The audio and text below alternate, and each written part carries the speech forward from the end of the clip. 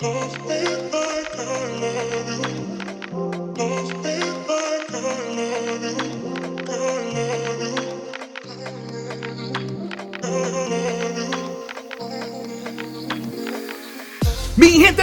gente, guys, we're here in Freeport, New York, baby, and we're gonna get ready to get started to install a beautiful mini split system or a ductless system, also known as a heat pump system. That's right, guys, the heat pump system we're installing today is from Daikin. Guys, I cannot wait to show you guys. You can't miss this video. Let's get started. Wepa.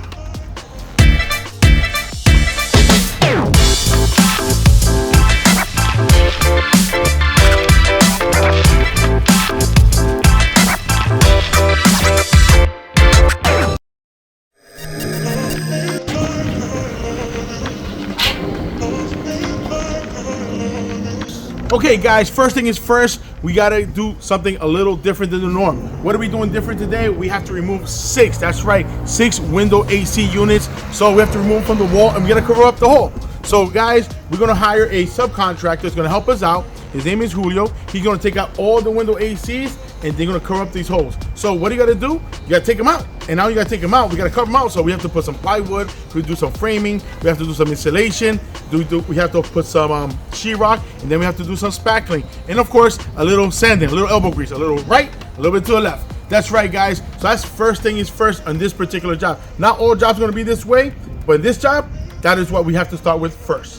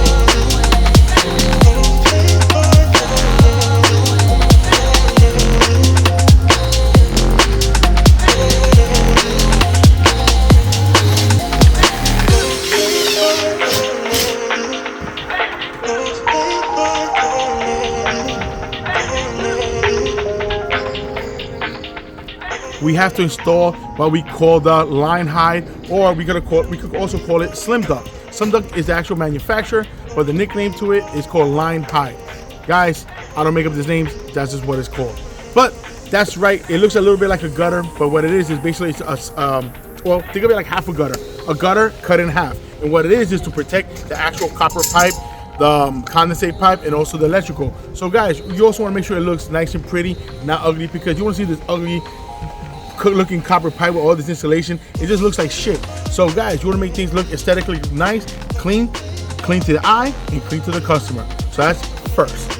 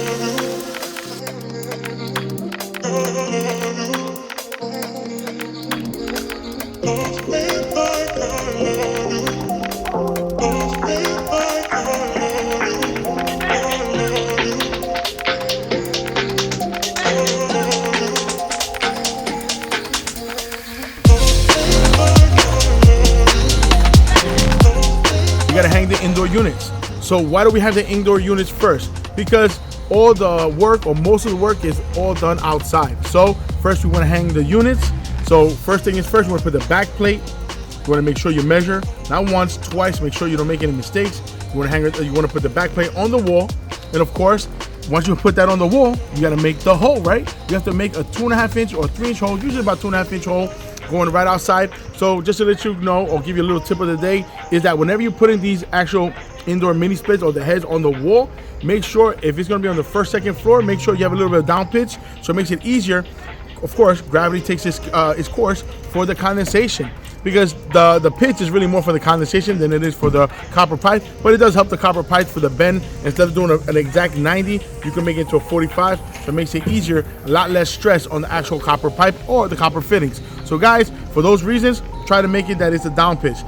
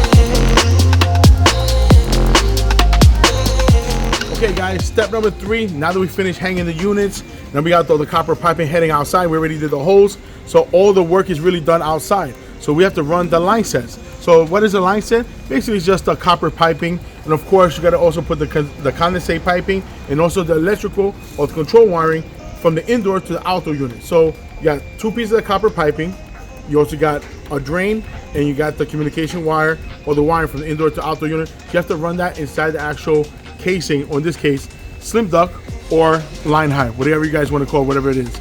But we have to run that to the outdoor unit. So make sure you do some nice bends, because if you don't have the tool, go get yourself the tool, make a nice 90. If it's something you could do by hand, sweep, because the copper is relatively soft, especially if you're dealing with 1/4 and 3/8. But you want to make sure you have no major bends, because you bend it, you'll kink it, you crack it, you're gonna create a leak, and we don't want that. So guys, what I would tell you guys is just make sure that if you can do it by hand, fine, but if you got the right tool, use the tool, which is called a pipe bender. Exactly what it says, self-explanatory, a pipe bender, right? So guys, you want to make sure that it's nice and clean. What else? Also, whenever you're doing the wiring, the communication wiring, just so you guys know, because a lot of people don't read the manual, and I cannot stress enough, read the fucking manual. Why? Because a lot of the answers to the questions is in the book.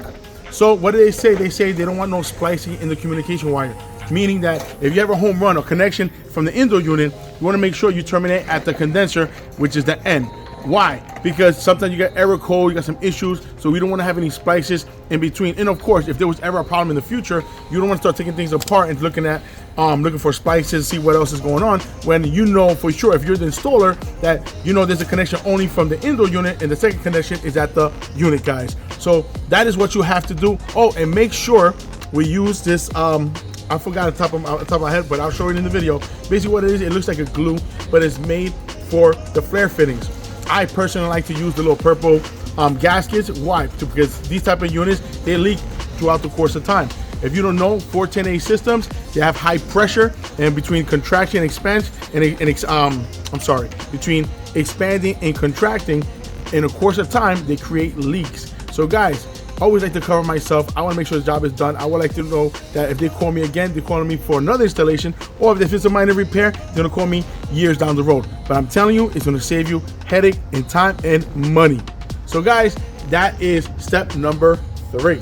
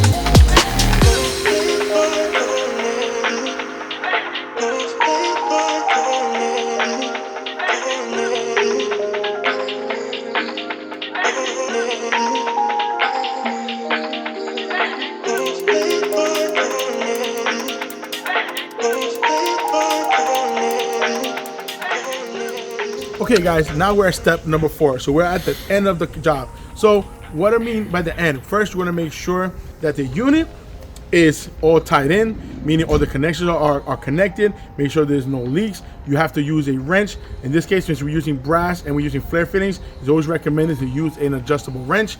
Also, it tells you, because guys don't read, use a torque wrench to make sure you torque the actual fittings from the indoor unit and the outdoor unit. Guys, torque wrench is not that expensive, but it tells you on the manual. I say this and I cannot stress it enough because it says it on the manual, guys. It's in English, in Spanish, and multiple languages. And the reason why I stress this is because people don't read. Guys, I even gotta be on top of my guys sometimes and explain to them, listen, you could be doing this for 20 years. It doesn't matter, read. I read, I've been doing this 24 years in my career, and I always look at the manual just to cover my ass and just double check yourself and make sure that things are done correctly. So like I said, you wanna make sure that all the fittings are tight, torque the fittings, make sure they're all nice and sealed, make sure the condensation line is nice and tight, that is not pinched because if it's pinched, you're gonna create a restriction, and of course, you're gonna have water leaks, especially on a hot, humid day. This particular job, we hired a subcontractor to do the electrical work. We're not electricians. We do work with electrical. However, in this particular job, we need to hire a licensed electrician in order to do his job. So what did he do in this job? He replaced the panel. He ran the power on the left side, on the right side of the house, because in this particular job, we actually split the systems. So on this job, on the right side of the house, we have a 4-zone system. And then on the left side of the house, we have a 3-zone system. So in total of 7 indoor units. Why did I do it that way? Because it's too far to run. And guys, again, another tip I will tell you guys is not only just read the manual, pay attention for detail, because it tells you on the manual specifically that not only to show you or demonstrate how it's supposed to be installed, but they're also telling you, listen, this has to fit within these parameters. Meaning, it tells you on the shortest run it has to be 10 feet minimum. So meaning between the indoor unit and the outdoor unit, there's a 10 feet minimum run in order for this unit to work correctly. And also it tells you the maximum length, meaning that you cannot exceed this length. Why? Because those are the parameters that the engineer designed and made in order for this system to work correctly, guys. So I tell you guys, read. It tells you. And you also want to take the linear foot of the actual runs and to see if you're within the parameters, because if you're over the parameter, it tells you. If you exceed the parameters at the max, it tells you have to, in this particular job, you have to put 0.21 ounces for every foot. So guys, so if I, for example, if it's 150 feet and I'm at 155 feet, so the 5 feet, I got to multiply that 0.21 times 5. That's the additional refrigerant that I have to add to the system in order for it to work correctly. So guys, pay attention to details, because details matter.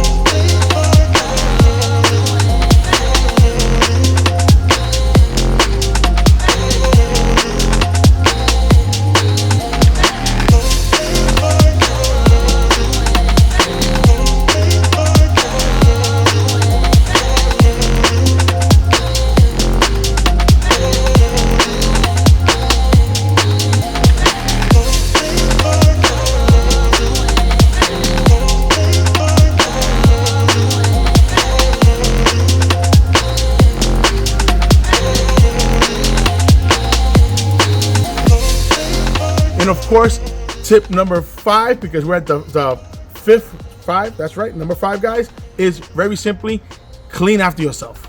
That's it. Clean after yourself, meaning don't leave garbage, don't leave mierda around, don't leave tools around, don't leave shit around. And if you put your foot on somewhere, make sure it's nice and clean. Customers pay attention to all these little things. You can do a beautiful job, but if you put a footprint on a kitchen counter or somewhere you're not supposed to, guess what? They're gonna be very, very pissed off. So what I mean is, pay attention to detail. Make sure you clean after yourself. Make sure you check the whole job. And of course, I would say the 6th number reason, or tip number 6, I don't even want to call it a tip. I want to say that at the end, once you're done, now you want to do a little walkthrough, explain to the customer what he or she is getting, make them understand how it works with the actual, with the, not only the, the control, the remote control, because the remote control could be a little confusing. So explain it to them, show them, and explain to them thoroughly whatever questions they have, answer them and explain it to them so they can understand. And that's it, guys. Listen, it doesn't take much to be a contractor. We're not going to the moon. You just got to do things right, correctly, and thoroughly. So guys, I hope you enjoyed the video. I hope you got some value from this, because these are very important tips, guys, and these are very important steps that you cannot miss. So if you have any questions for Louie the Boiler Man, call this handsome son of a bitch. Where? 516-377-5200. I'm over here in the South Nassau area. But most importantly, guys, subscribe to our YouTube channel. Don't forget, guys, hit that bell button. Forget about hitting. Smash that bell button. Leave a comment below. We'd love to hear from you. With that being said, woo-wee, wepa.